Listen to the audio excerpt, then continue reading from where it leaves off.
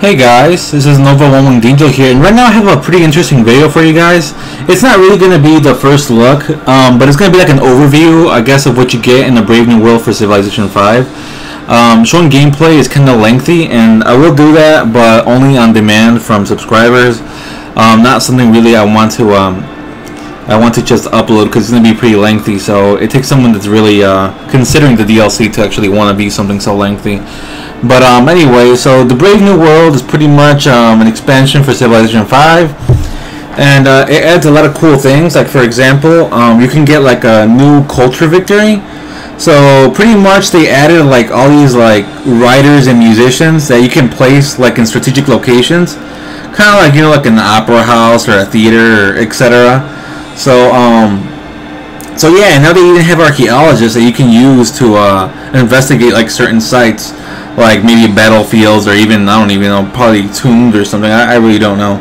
But pretty much, yeah, you have archaeologists now. So with that, you can get like this new culture victory, which I guess will kind of give you like a different feel for what it's like to actually advance your culture, a more in-depth way of actually handling that. And I think that's pretty cool, especially because the culture victory is really bland before this update. So I'm really interested to see how that's going to turn out. And also there's a lot of new policies and ideologies, and they interact with like different players or different civilizations in odd ways, and that's not really part of the DLC though. I actually got an update and it was already doing that. For example, if you pick order, like people that pick freedom aren't gonna like you because you picked order, and it's too conflicting with their views. So but picking different paths lead to different outcomes. So it's really cool to see how certain things take you and stuff, and it's pretty cool. And then also they have a World Congress now, which is really cool.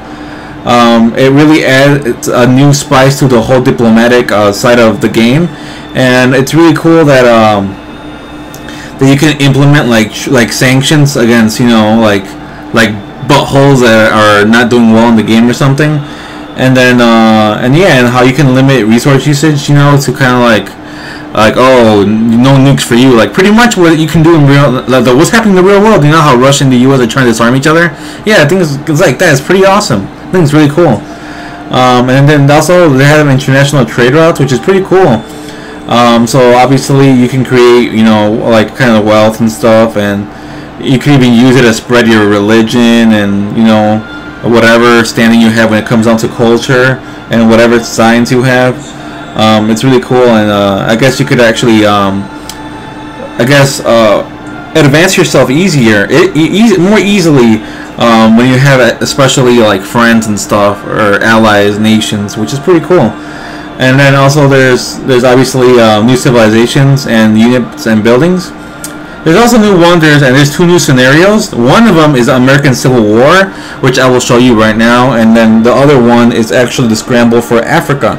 So if we go over here to single player and scenarios, you can see that the American Civil War is right here, and then the scramble for Africa is right here. So that's pretty cool. And you can put those scenarios out, and, you know, obviously there might be some achievements for that, but we're not gonna do that today. Some of the, like I mentioned earlier, some of the new civilizations, or all the new civilizations, we'll check out here. So we go to setup game, and then we pick. Let's scroll all the way to the top. We have this Morocco guy, which is the gateway to Africa, and you can receive 3 gold and culture and all that good stuff from this guy. And then you got the Berber cavalry. Then you got this Kasbah.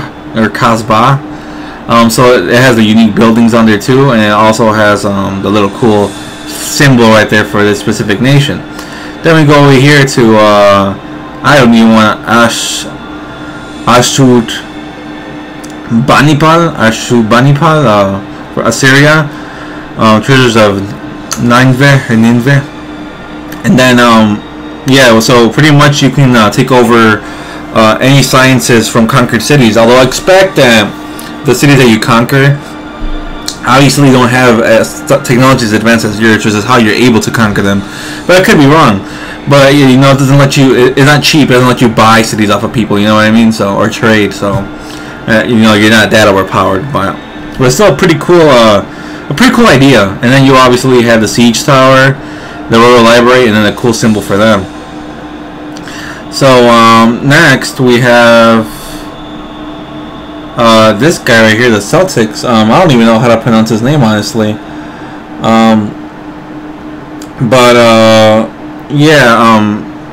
He's the Celtics. I'm not sure if he's actually part of the DLC. I think we had him already. I don't know. It's really hard to tell because there's so many civilizations now. You got all the DLC. It's like too much. But even if it's not, I mean, whatever. You know, +1 faith. Pretty much faith-based. You know what I mean? Like the Byzantine Empire and stuff. But probably not as much because the Byzantine Empire literally get an extra bonus. So, I mean, whatever. But I know Casimir is definitely new.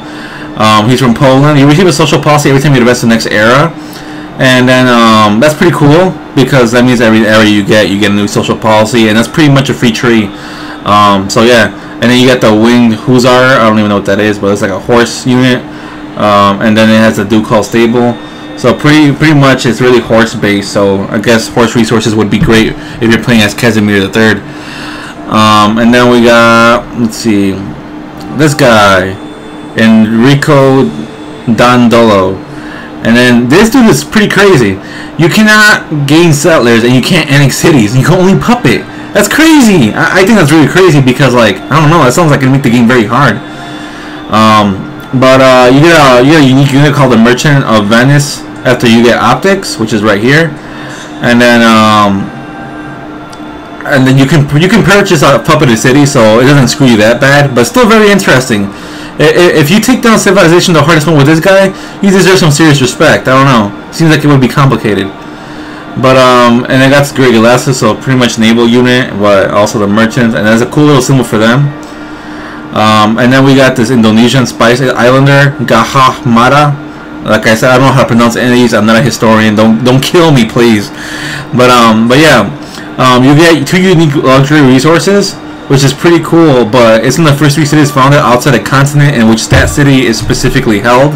So, like, if you got the normal map, you know, just go to South America and Africa, and you plant cities there, and in Asia, bam, you got your luxury resources. And obviously, since they're unique to you, it could be really good, a really good way to trade for something that you might really need, or even expand your luxury resource arsenal to increase your happiness or whatever you may need it for.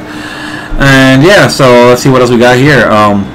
I think this Gustavus Adolphus guy was also from the previous DLC, so I hope I'm not wrong about that. So let's keep going. Yeah, Portugal is definitely new. So resource diversity grants twice as much gold for Portugal on trade routes. That's pretty cool actually because obviously if you have your cities connected and you have a big empire, all those are trade routes, so you get so much gold. And if you get the extra bonuses like in the social policies, crazy, man. Crazy gold you can make. And then she has a name, or yeah, is that a guy? Yeah, well, it's Maria, so it has to be a girl. Now, which is a water unit or naval unit, whatever you want to call it. And then Vitoria, which is a building, which is pretty cool, and then a little flag symbol, pretty awesome stuff. And then the Maria Teresa is definitely old. Let's see, Pacao the Mayan, I think those are new, which is pretty weird considering that, I don't know. It's just I didn't expect much of this. The Mayan. No, actually, the Mayan are old. We had those already, but it's because there's so many people that I'm literally getting confused here. Because Jesus Christ, like I have not played with every single character here, even DLC. I don't even think I've played from every character in the game alone. Vanilla, I have not. It's too much to do. I know the Incas are old.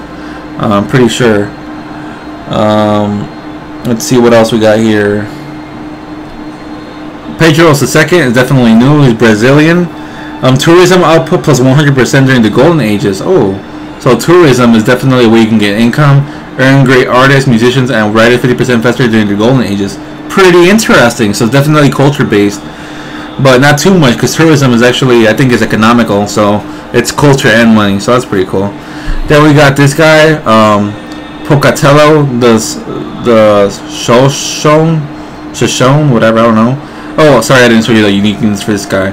You have the Prasinka, I don't know. and you have the Brazilian wood camp, or Brazil wood camp, and you have the cool little flag symbol. Alright, and now founded cities start with additional territory units. So that's cool, so it's bigger than usual. That's awesome. Units receive a combat bonus when fighting within their own territory. That's pretty awesome. And then you have the Pathfinder. It might be a higher level scout, actually. I'm not sure about that. That's pretty interesting. And then we have the Comanche Riders. So we have like a cavalry unit, maybe better than cavalry, I'm not even sure. And a cool little flag thing is right there too. And then the Zulus, I think they're new. Yeah, they are new actually. So we have the millions cost 50% less maintenance. That's definitely cool when you're having a big army, and all units require 25 less experience to earn their next promotion. That's useful. That's very useful. That's pretty cool. And they have the Impi, and then they have the Ikanda, yeah, and then there's the little flag symbol here. Pretty cool too. And let's see what else we got here. Netherlands. I think William's new, but I know there's another